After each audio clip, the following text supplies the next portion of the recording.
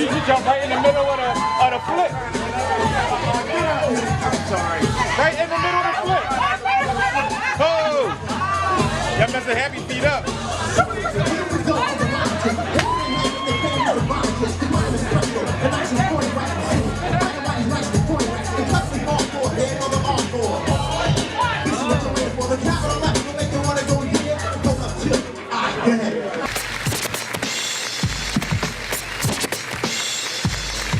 Welcome back to Single on a Saturday night right here at TGI Fridays, 4000 City Ave.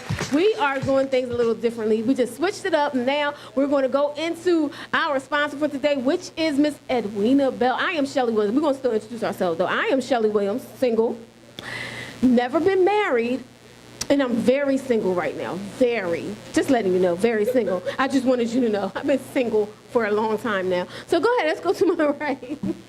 What's going on, folks? It's TC Koa, your big homie Stormy Weathers. Single, never been married, but I am the father of princesses, actor, rapper, brand ambassador, whatever you can get me to do. I'm a Renaissance man, because if I can't do it, baby, it probably can't be done.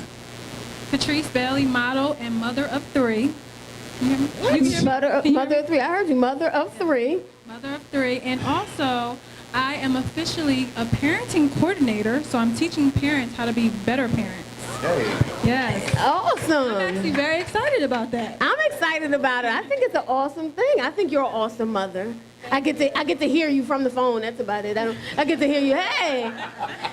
She does all kinds of great things like arts and crafts with her kids. Like, she's really involved. So I think you're a great mother. And we're going to go over to you, our very special guest. Well, I've been married 3 times. What? Yes. Yes. Yes. At the age of 19, then at 25, and then again at 38. Wow. So now So how about now? I'm single. Okay. And just don't be working waiting out on for some God reason. to prepare me for the man He wants me to have. All right, Amen. all right. 4 Those other ones times the wasn't charm. one. Yeah, 4 times. All right, so I think you know a lot about relationships and all that good stuff. But more importantly, you wrote this book, From Crack to Christ. So just going into what you just said about being married 3 times, were you married during these process of being on crack? Well, it's interesting that you would say that, because my first husband was 13 years older than me. I was 19, he was 34. And my mother, bless her heart, blames him for turning me on to drugs. Growing up, you get introduced to marijuana, drinking, smoking, and a lot of that stuff is done in the house. But you also go out into the community, and when you identify that you're lacking affection and attention from your father, then some women, like myself, look to older men for that attention and that affection. So as a result of that, my first experience with getting what they call other gateway drugs was with my first husband, who turned me on to LSD and cocaine and other things, and I thought it was to please him. But it darn near blew my mind because I wound up becoming addicted without even knowing it. So my first marriage ended after 18 months because I got involved in the entertainment field and working for Gamble, Huff and Bell. And when you have those issues of self-esteem, affection, attention, and you're in this world of a whole lot of men, so those behaviors, ideas, and attitudes more or less were increased. And so did the drug use and the teaching seeking. So I wound up getting involved in addiction in that arena as well. Now, it's interesting because my second husband married me because he was a trick of mine that I met as a prostitute. And he said he saw a diamond in the rough. And everybody in my family thought he was crazy for wanting to marry me. But God used him, which is why I still use his name, Paul Bell. He used him to take me over the threshold of continued abstinence, one day at a time. And so as a prostitute with him, he married me, and we went together. We stayed together for 4 years. 2 of those years, I was still in active addiction. The 3rd year, I went away to treatment. And the 4th year, God prepared me to take care of him before he died. And so it's amazing that you never know who God puts in your life to help you with the process of overcoming any and all adversities. So he died of cancer, but I wound up staying in Delaware. And from 28 years ago, I've been clean ever since. Yes. That is amazing. And wait a minute. Well, oh, okay. Yeah. Let's go. Let me get him out the way. Okay. So then he was 25 years older than me. Yes. 25 He years? was 25 years older than me. And so when my second husband died, I met a gentleman who was 38 years older than me because his wife had died from cancer. I had no intention of getting married again. But in society, we as women and as men, we marry sometimes for convenience and stability. So I married because he needed somebody to take care of him, and he married me because he could help me pay the bills. So it was really a marriage of convenience, but we spent 25 years together, right? Oh, wow. And so, but the beautiful part of that is that my son said to me, Mom, when are you going to deal with your men issues? You went from daddy to granddaddy to great-granddaddy. Because he was 38 years older than me. That is a lot. So as a result of that, my recovery time has always been on the latter part. So. All right, so you say your son, right? Yes. So which husband or not did you have this child with? My children are by my first husband, who is still living. The other 2 have since deceased, and I did not kill them. Well, I mean, I guess you didn't. They was a whole lot older than you. They was almost there. Right. They was almost on their end side. No. But my children are by my first husband. Okay, awesome. So when you said something about, I guess that's my daddy issues, meaning you're going for someone older. So is that because you were lacking the love of your father? Because I personally don't want wasn't looking for anybody older to lack the love. But is that what it is? Because of your father? Well, I'm sure it was a number of issues.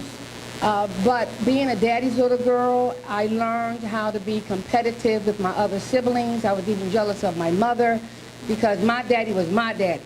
He wasn't nobody else's daddy. And so I grew up with the competition and the jealousy issue. And so as a result, I've always sought from the opposite sex that attention and that affection until I can learn to love myself and respect myself. Oh, Ashley, we're going to go to a break. Stormy, TC, I don't know what I was about to call you. We was about to come back with a break, but we're going to go to a break right now. TGI Fridays. Thank you to Howard Gilliam Jr. of New Video Productions and Smitty of Groove Boy Entertainment and DJ Smooth. He's the DJ. She's the therapist. That's who they are. That's the awesome couple that they are. All right, let's go to a break.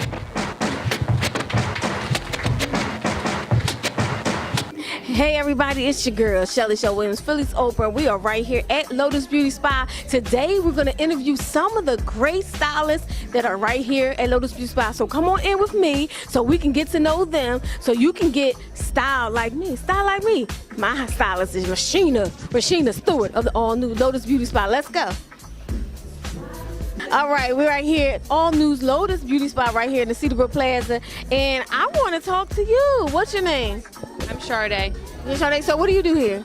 Here, I'm actually the jack of all trades. I do it all. I do braids, haircuts, color, relaxers, whatever you need, I can hook you up, I promise. But you do more than that. I saw you doing twists or something. Yeah, I also specialize in natural hair, locks, twists, coils, anything such as that. That's what you saw me doing earlier. I saw you doing the thing. I didn't know what it was called. I just know they had the thing. Mm-hmm. Is that what you have here? You got locks? Yeah, I have locks. I do them myself. And I cut my own hair, so you can go ahead and make an appointment. Say your name again. With Sade at Lotus Beauty Spa. All right, we're gonna go on and see everybody that's here. They do fabulous things, you know. She always hook me up. See me. I'm gonna come over here. No, we're good. Listen, You look so beautiful. I love this red hair. And what's your name and what do you do here? Jer, and I do everything. Here, what's your specialty?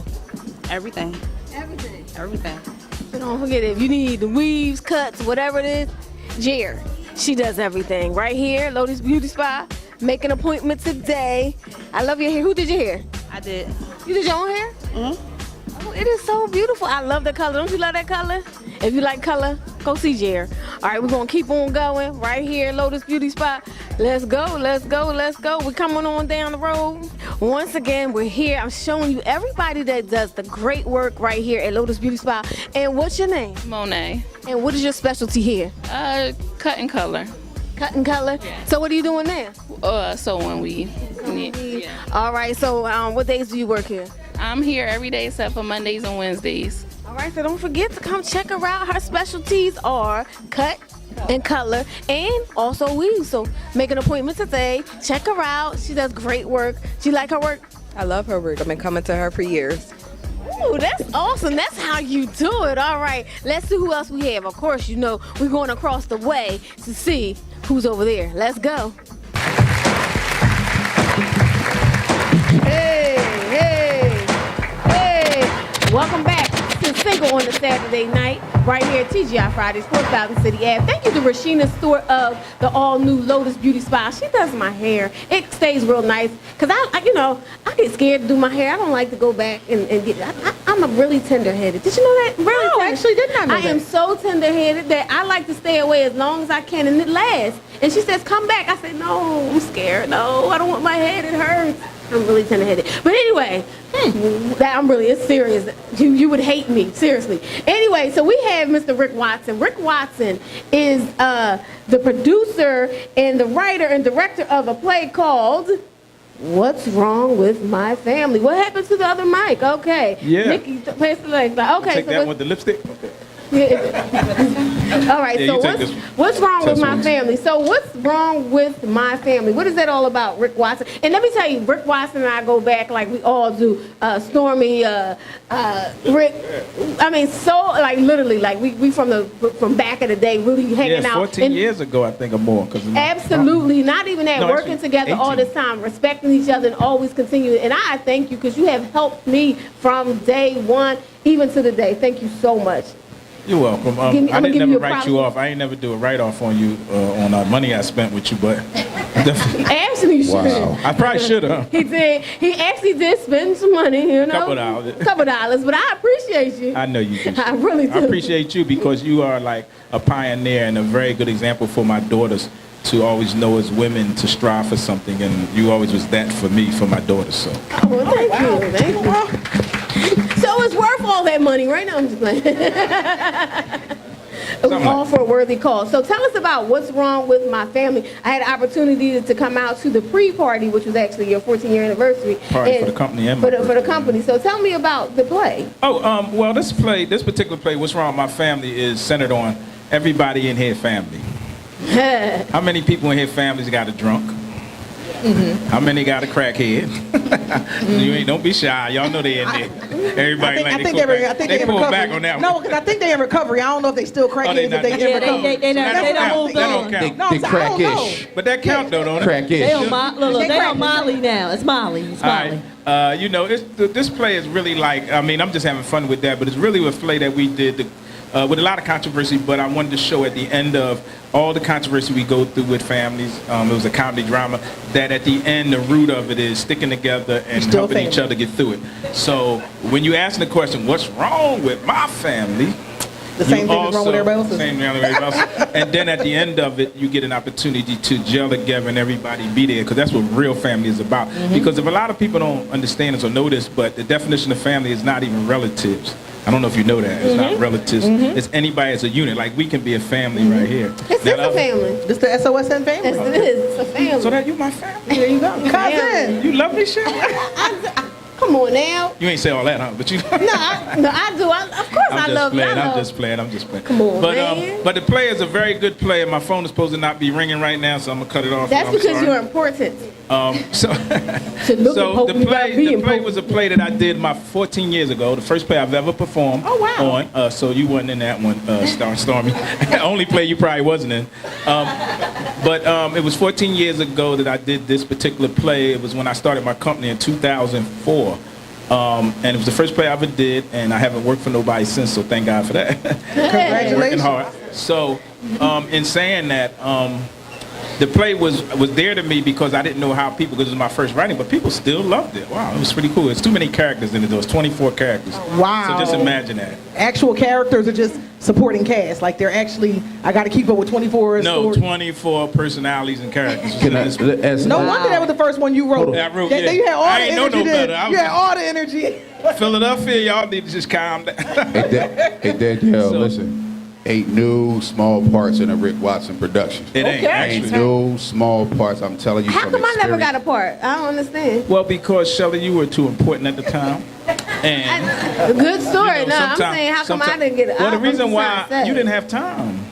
You never asked me. That's the problem. I didn't ask you because I want my you too close-up, busy Mr. taking all Demure. my money for the shows. Oh, you got to record, Rick. Oh, we only got a couple of minutes. Real fast, though, I want to say also about a play I got coming called Surviving the Storm. Is a play I did years ago. This is my most highly spiritually motivated play, but it's a comedy drama. You will love it. This here is one of the actresses in it. Hello, everybody. Hi. Her name is, this is Maria Stoddard, and she actually is singing. What's your character you playing? Oh, my character is Rashida. I am playing the sister of Shantae. Basically, I saw the life of Shantae, and I saw how she's gone through so much trials and tribulations, and basically I'm actually learning from her experiences, and I'm not going that route. So basically, I'm just there to comfort Shantae and let her know that she can make it and be a strong force for her. Yep. And I call her the voice, because if you hear this woman sing, you'll see why I call her the queen of voice. Are we going to get to hear her sing tonight? No. You can? Yeah, she gonna do Well, let karaoke? me tell you a little bit about me. No, we ain't gonna. Storm, you did this play with me before. When the first time I did it, you played the singing guy, the brother, big brother. Yes, That play. I had the opportunity to play. Rick Watson prepares you for the next level, no lie. The first thing he says is, yeah, I was actually working for doing someone else's play. We exchanged numbers. Rick says, listen, I know I don't want to step on anybody's toes. Would you be willing? Yes. Now, the first play I did, I won't say a small part, but I had a minor part that he actually took me to Atlanta, Georgia. And we're in Atlanta. I had a few supporters in Atlanta, and they tell me, yo, they keep asking who the officer in the white suit was, So Rick decided to put me out there as one of his leads, and he said, yeah, you singing. I'm a rapper. That's just what he did today. I said, I'm a rapper. I said, I'll rap with no problem. He said, nah, you singing. And lo and behold, man, we got out there and we did this show, and people came to God. I sang. My co-star that played my sister was crying, and I could not. I said, is she acting?